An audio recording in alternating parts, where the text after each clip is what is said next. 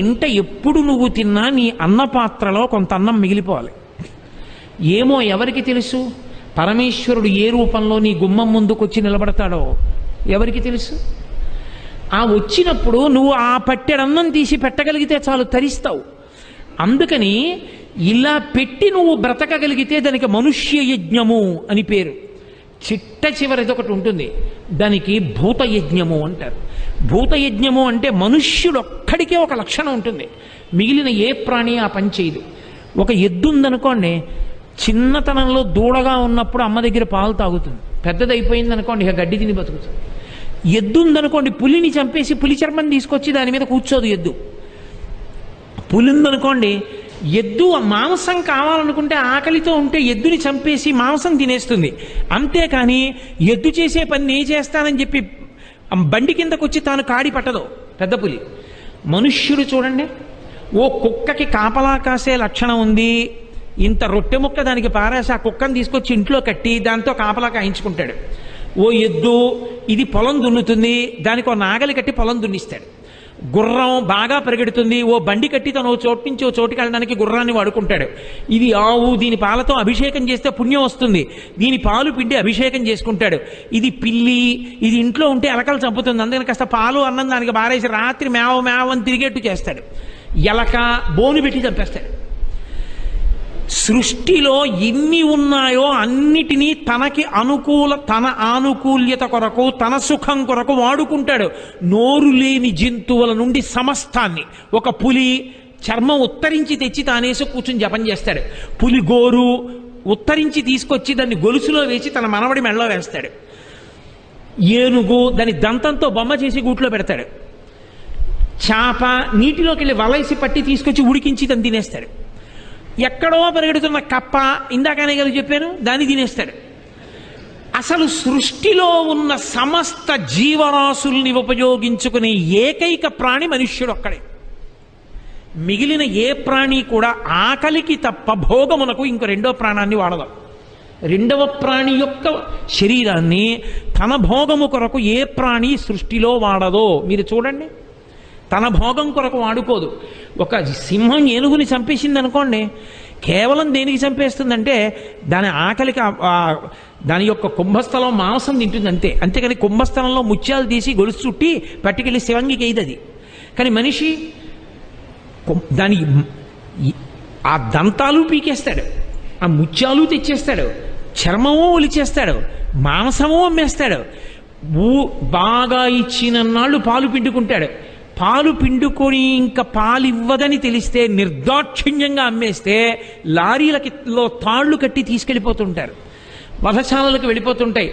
నిర్దాక్షిణ్యంగా చంపేసి తోలు ఒలిచి చెప్పులు కుట్టేసుకుంటాడు.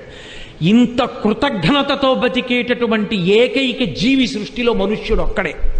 మనుష్యుడు ఎంత గొప్పవాడో మనుష్యుని యందు ఉండే స్వార్థ ప్రవృత్తి కూడా అంత విశృంఖలత్వంతో ఉంటుంది.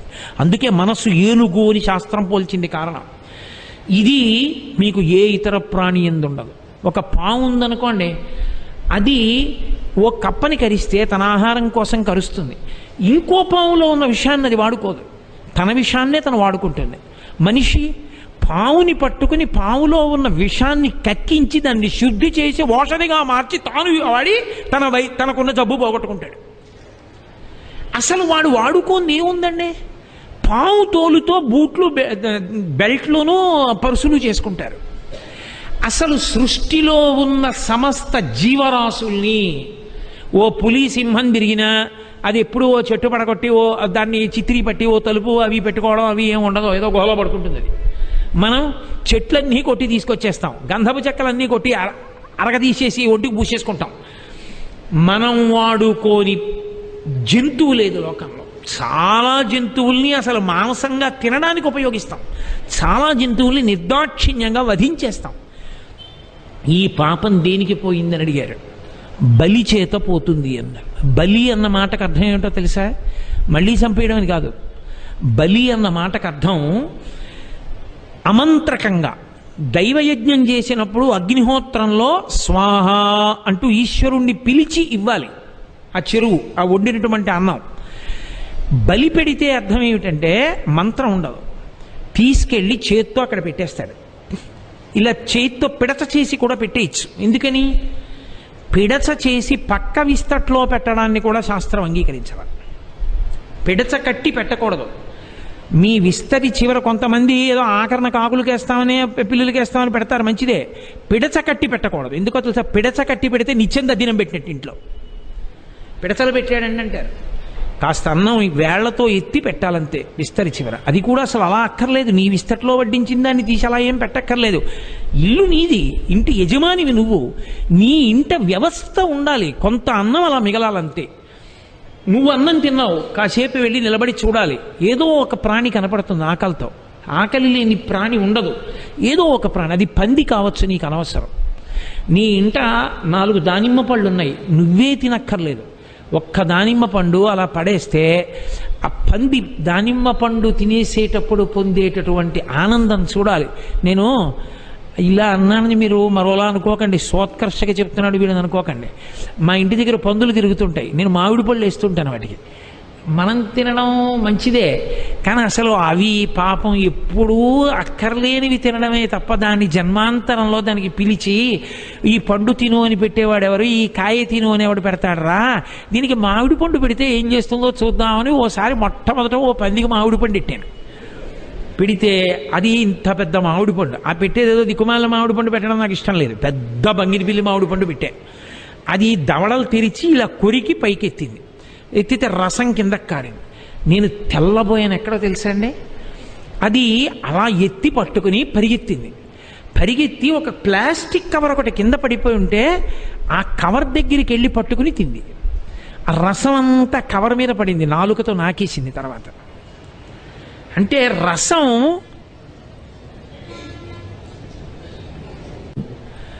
అంటే నేల మీద పడితే ఇంకిపోతుంది, దీని మీద పడితే తర్వాత నాకచ్చన్న లక్షణం దానికి ఉంది. అది పొంగిపోయి నాకు ఎంత ఆశ్చర్యం అంటే అది పంది.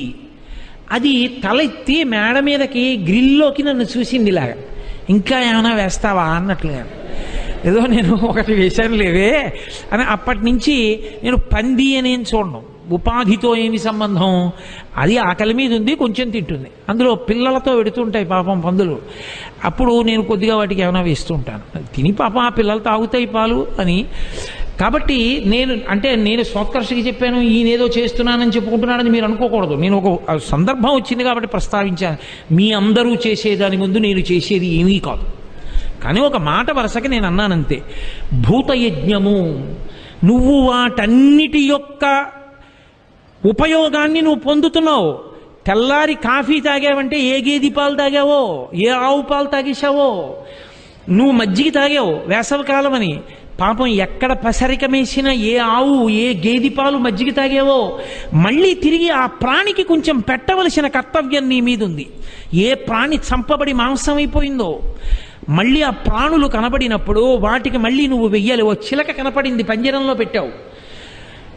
ఏదో పావురం కనపడింది, ఆ పావురాయిని తీసుకొచ్చి, పావురాయిల్ని తినేసిన వాళ్ళని నేను చూశాను. పావురాలు తినేస్తారు, అన్ని పక్షుల్ని తినేస్తూ ఉంటారు. ఉడతల్ని చంపి తినేసే వాళ్ళని నేను ప్యాసింజర్లో వెళుతూ చూసా ఒకసారి వేటపాలెం గూడపర్తి రైల్వే స్టేషన్లో. సమస్త భూతములను తినేస్తున్నాం. కాబట్టి కనీసంలో కనీసం నేను మనుష్య ప్రాణినేగా, నేను తినకపోతే నాలాంటి మనుష్యులు తింటున్నప్పుడు వాళ్ళతో పాటు నేను కూడా. కాబట్టి కనీసం భూతములకు కూడా నువ్వు పెట్టవలసిన అవసరం నీ మీద ఉంది. అది యజ్ఞముగా పెట్టమని చెప్పింది. ఆ పెట్టేటప్పుడు పందికి పెడుతున్నానని పెట్టకు. పంది మామిడి పండు తిన్నప్పుడు పొందినటువంటి ఆనందం, పందిలో ఉన్న నారాయణమూర్తి యొక్క ఆనందం, వరాహమూర్తి యొక్క ఆనందం, నీవు దాని వలన ఎంతో ప్రయోజనాన్ని పొందావు. నిజంగా ఏ పట్టణంలో ఏ మున్సిపాలిటీ చెయ్యలేనంత ఉపకారం చేసే ప్రాణులు రెండే, కాకి పంది. అవి రెండు ఎంత ఉపకారం చేస్తాయో. వానాకాలం వస్తే ఎన్ని చిమ్మెట్టలు పడిపోతాయో రోడ్డు మీద, కాకులు అరగంటలో శుభ్రం చేసేస్తాయి, ఎవ్వరూ పిలవక్కర్లేదు.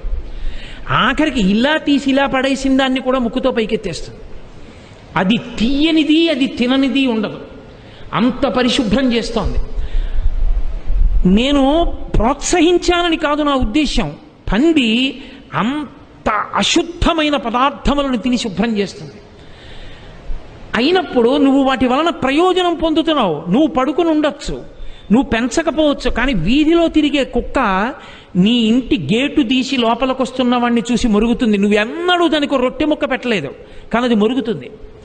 దానికి తెలుసు ఈ ఇంట్లోకి వెళ్ళి ఎవరో ఏదో ఎక్కుతున్నారు, గోడ ఎక్కుతున్నారని దరిచింది. నువ్వొక్క రొట్టె ముక్క దానికి పెట్టలా, కానీ అది నీ ఐశ్వర్యాన్ని కాపాడడానికి రాత్రి మురిగింది. ఆ దొంగ దిగి పారిపోయాడు. కనీసం అది మర్నాడు వచ్చి ఏమండి మీ గోడ ఎక్కుతుంటే నేను అరిచానండి రాత్రి, లేకపోతే మీ ఐశ్వర్యం ఉండేది కాదని కూడా నీకు చెప్పదు. దానికి చెప్పడం రాదు. అలా ఎక్కడ ఎంతమందిని ఎన్ని రక్షించాయో ఆ కృతజ్ఞతాభావంతో పరమ ప్రేమతో నువ్వు దానికి కొంత పదార్థాన్ని పెట్టాలి. అలా పెడితే భూతయజ్ఞము, అలా పెట్టకపోతే కృతజ్ఞుడవు. అప్పుడు ఈ పాపాలన్నీ నీ ఖాతాలో వేస్తారు. అలా కాకుండా ఈ 5 యజ్ఞములు ఎవరు చేస్తున్నాడో వాడికి పాపము సంక్రమించదన్నాడు. వాడు నడిస్తే, వాడు మాట్లాడితే, వాడు కూర్చుంటే, వాడు వాహనం మీద పెడితే, వాడు వంట చేసుకుంటే, ఇల్లు తుడుచుకుంటే, తడిగుడ్డ వేస్తే, దంపితే, రుబ్బితే, పొయ్యి మీద వండితే, కత్తిపీటతో కోస్తే, వాడి ఇంట జరిగిన హింసకి వాడు బాధ్యుడు కాడో, వాడు దానికి ప్రత్యామ్నాయంగా 5 యజ్ఞములు చేస్తున్నాడు. ఇది చెయ్యకుండా వాడికి బతుకులేదు. అహింసా పరమో ధర్మ. అసలు నువ్వు హింస చేయకూడదన్నారనుకోండి, ఎలా బతుకుతారు? ఎలా కుదురుతుంది? కాబట్టి సనాతన ధర్మమునందు అహింస ప్రథమం పుష్పం, మొదటి పుష్పం ఇది అన్నప్పుడు భావన దేని చేత? ఈ పువ్వు నిరంతరం విష్ణువుని పూజిస్తూ ఉంటుంది. ఎప్పుడూ విష్ణువుకి దగ్గరైపోతుంటావు. ఎందుకని? నీ బాధ ఏదో అది దానిలోని బాధ. అరే నేను ఉపకారం పొందాను, వాటి వల్ల నేనేం ఉత్తినే పెట్టట్లేదు, ఎంతో ఉపకారం పొందింది మనుష్య జాతి వాటి వల్ల. కాబట్టి నేను వాటికి మళ్ళీ తిరిగి కొంత ఇవ్వవలసి ఉంది, నా కర్తవ్యం ఉంది, దానికి పెట్టవలసిన కర్తవ్యం, అందుకు పెడుతున్నాను. ఈ భావన నీకు కలిగిన నాడు నిష్కారణంగా నువ్వు చెనకలేవు ఏ ప్రాణిని. అది కాయిక హింస. అయితే శాస్త్రంలో గొప్పతనం ఎక్కడుందంటే సనాతన ధర్మంలో ధర్మమునకు హింసని అంగీకరించారు. ధర్మమునకు హింస అంటే ప్రభుత్వం అనేక హత్యలు చేసినటువంటి ఒక వ్యక్తిని పట్టుకుని కారాగారంలో పెట్టింది. ఇప్పుడు ప్రభుత్వానికి తప్పు వచ్చిందా? వాడిని కారాగారంలో పెట్టింది, కొట్టింది. తప్ప ప్రభుత్వాన్ని? ఏమీ తప్పు లేదు. ఎందుకని అంటే వాడిని విడిచిపెట్టేస్తే, అయ్యో పాపం అలా కొట్టేస్తే ఎలాగండి అన్నారనుకోండి, ఈ లోకం ఎలా బతుకుతుంది? కాబట్టి ఆయన్ని తీసుకెళ్లి కారాగారంలో పెట్టినా 4 దెబ్బలు కొట్టినా తప్పే లేదు. న్యాయమూర్తి ఉన్నాడు, ఆఖరి ఊపిరి ఆగిపోయే వరకు ఉరి తీయండి అని రాశాడు శాసనం, తీర్పు. ఇప్పుడు ఆయనకి మనిషిని చంపించిన పాపం వస్తుందా? రాదు. తలారి వాణ్ణి ఉరి తీశాడు, పాపం వచ్చిందా? రాదు. యుద్ధ భూమిలో దేశ సరిహద్దుల యందు సైనికులు నిలబడ్డారు, ఇతర దేశముల వాళ్ళు చొరబడుతున్నప్పుడు తుపాకులతో కాల్చి చంపేశారు. అప్పుడు వాళ్ళకి పాపం వస్తుందా? రాదు. శాస్త్రం అంగీకరించాలా ఇవి పాపాలని.